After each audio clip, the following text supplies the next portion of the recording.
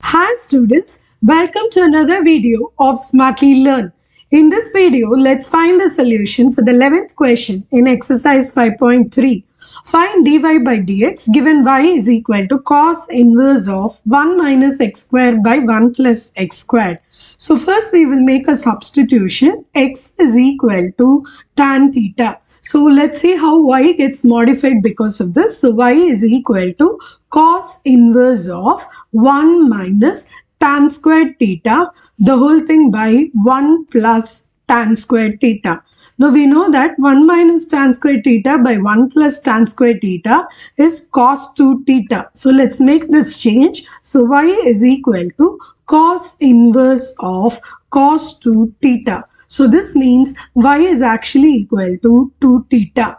Now that we made x is equal to tan theta, so this means theta is going to be equal to tan inverse of x. So y is equal to 2 into tan inverse of x. Now we are going to find out what is dy by dx. So this is going to be equal to 2 into differentiation of tan inverse of x. So this is 2 into 1 by 1 plus x squared. So the final answer is 2 divided by 1 plus x squared.